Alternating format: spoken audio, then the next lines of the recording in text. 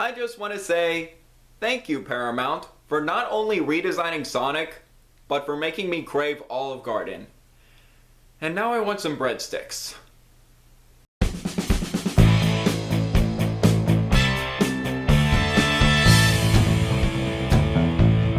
Hey film fans, I'm Jack Benner, and welcome to my review of Sonic the Hedgehog.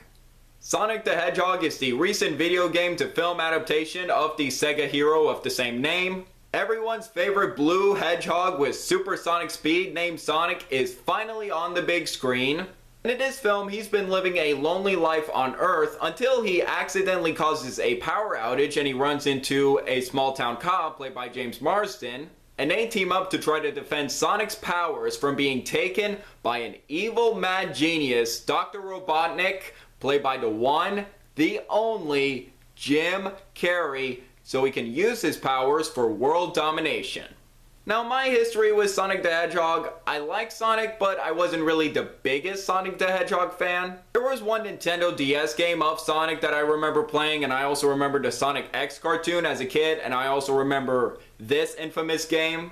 And when I heard that they were going to make a Sonic the Hedgehog movie, but they were going to take the Alvin and the Chipmunks route of making it live action and CGI, I was nervous right there. And then the first trailer came out and I saw this. Meow? Oh no. Oh no. Why? Why? What were you thinking, Paramount? And when I saw that in the trailer, I just thought, there was no way it can get any worse than this. And then I saw the trailer for this, and I just thought, oh yes it did. But seriously, with the first trailer with the original design of Sonic, I thought the trailer wasn't very good. It didn't really look that exciting, there wasn't that much energy to it, and the use of Gangster's Paradise just felt out of place. However, something unexpected happened from a tweet from the film's director, and he said that he listened to the fans' reactions and they were actually planning to redesign Sonic. And I just thought, okay, they listened to the fans' reactions, they are going to fix something that they didn't like, let's see how they do this. Thanks to the redesign of Sonic, this movie was originally going to come out in November of last year, but then they delayed it to February of this year. And then a new trailer with the redesign of Sonic, oh, it looks so much better, along with the trailer for the film.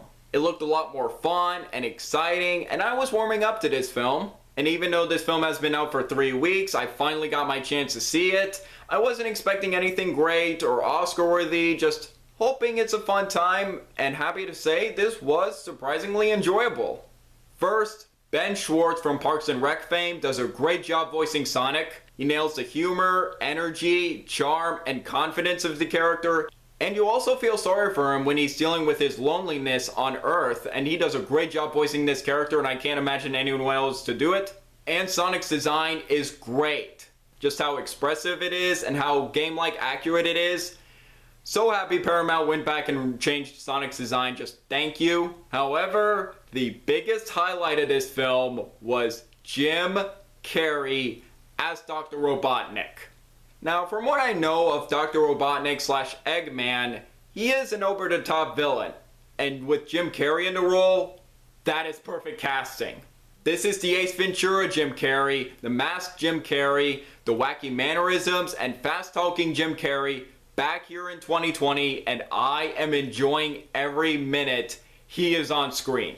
And it was also nice to see Jim Carrey back into a villain role. He used to play villains in the past, like the Cable Guy, the Riddler in Batman Forever, and Count Olaf in Lemony Snicket's A Series of Unfortunate Events. I sometimes forget that Jim Carrey can actually play villains pretty well. And James Marsden does a good job as Tom, the local cop that Sonic befriends. And I actually like their friendship and how it ties into Sonic's first true friend since he's been lonely on Earth. And there are some entertaining moments in this film. One pretty funny scene that takes place at a bar, and that scene was similar to the Quicksilver scene from X-Men Days of Future Past. Really like that scene. And also there was a pretty fun car chase with Sonic, Tom, and they're being chased by Dr. Robotnik's technology. Enjoyed that scene. Sadly, I do have some flaws with this movie. I will get to those right now. First, the story is pretty basic and predictable, and you pretty much know where the story is going to go. 2, not all the effects are great. There are a few iffy effects here and there. 3, not all the jokes land. There were a few jokes that quite miss, and some few pop culture references that didn't make me laugh, and also Sonic flossing. Really? And finally, the Olive Garden product placement was just pretty obvious and laughable, especially at the end of the movie. I just thought, oh my god, really? Overall, I was surprised how entertained I was by Sonic the Hedgehog.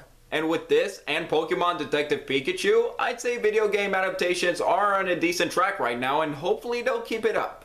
I definitely think Sonic fans will enjoy this movie, and even if you're not the biggest Sonic the Hedgehog fan, I think there's something to enjoy in this film.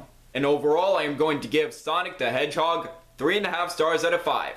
I'm glad it's doing well at the box office, and with the ending and the mid-credits scene, I'm hoping we get that sequel because I am pretty interested. So what do you guys think of Sonic the Hedgehog? Do you agree? Disagree with me? Let me know below. Make sure to like this video, leave a comment, and subscribe if you're new here. It really means a lot. I'm Jack Benner, and look forward to another movie review.